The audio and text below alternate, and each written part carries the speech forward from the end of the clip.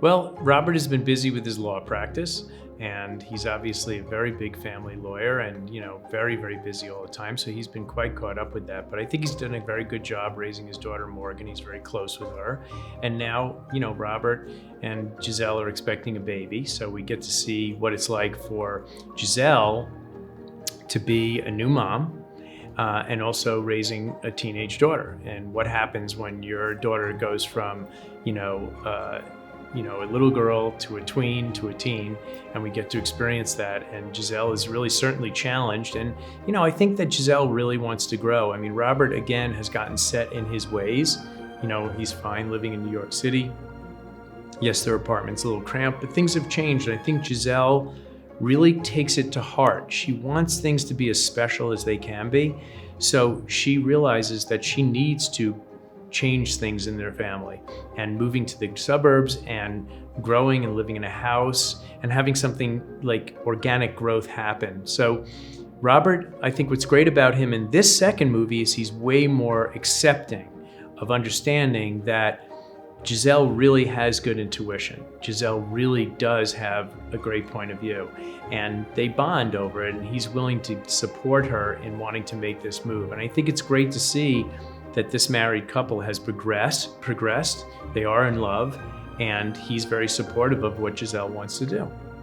Well, we're very fortunate in the development of the movie to think about a really great character that would be the new villain. Because in the first movie, it's very hard to top Nerissa, played by Susan Sarandon. So we had to think about what would be the greatest challenge for Giselle moving to suburbia. And that is that mom that controls the town, who wants to remain in control of the town, and what would happen to her if she was involved in a fairy tale? How does she grow and change? So Malvina's character is a real challenge to Giselle, and Maya Rudolph was like such a phenomenal addition to this movie, because in Disenchanted, Maya Rudolph gets to really challenge Giselle from day one.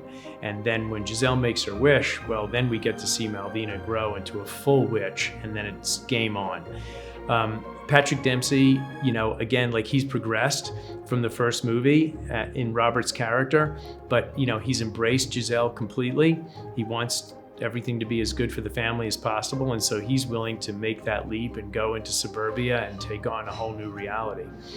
It was so great to put this whole team of characters back together, but the growth that we have with having Yvette and having Jema, play these sidekicks to Maya's character, just they play so well together. They're so organically a great team, because they are both all three of them are so good with improv comedy that they play so well as a unit throughout the movie, and each one of them individually has so many great moments for comedy in the movie. I just want to say that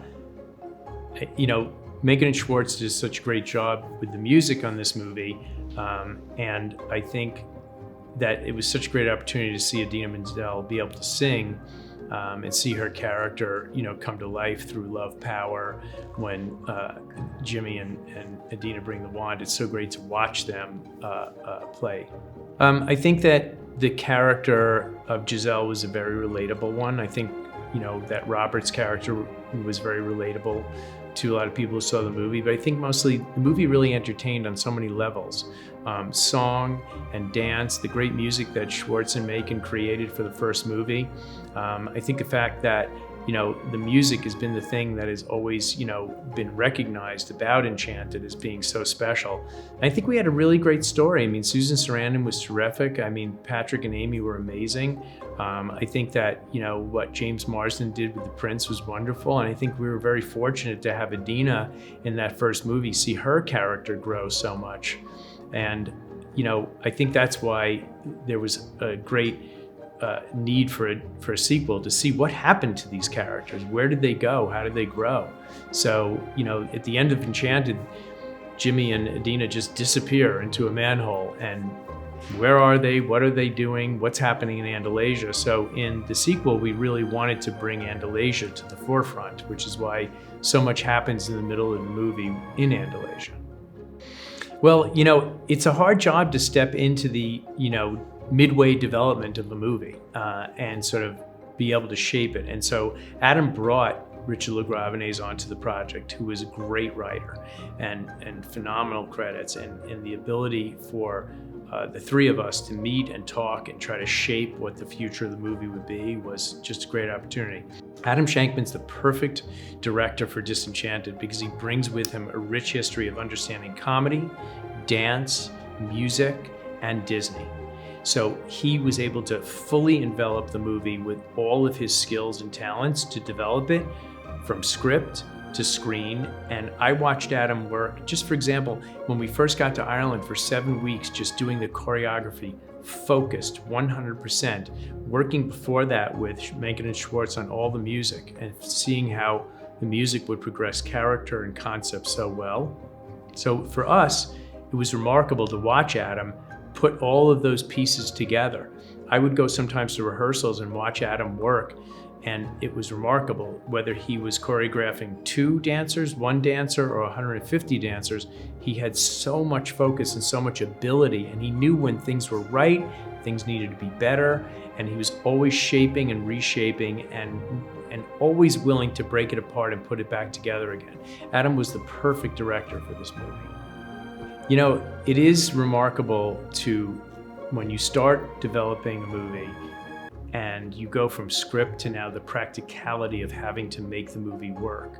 So we were very fortunate to bring onto the movie Dan Henna, who's a brilliant production designer. And when Dan and Adam would first talk, we would say, wouldn't it be great if we could find this special town and we didn't have to build it? And maybe we could use some of that building on other things and really focus our resources. So we searched and searched high and low when we were very fortunate to be shooting in Ireland. In Ireland, the backdrop of the country was so the right backdrop for Disenchanted. But we were very lucky to find this little town called Enniskerry. And Enniskerry became our town. And it was our town that they first drive into, and it's our town that transforms into the fairy tale town of Monroeville. So Monroeville is our town that we start with, and Monrelasia is the town that it becomes. And we were very lucky to find this great little town called Enniskerry in Ireland that's not far from Dublin. And the town just was the perfect sort of town to have the movie work within. It wasn't a square, it was a circle. It wasn't flat, it had hills.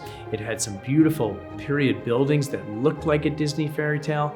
And as a matter of fact, all around it are these historical buildings and gardens that just speak to, what this movie is. So we were very fortunate to find the town of Enniskerry.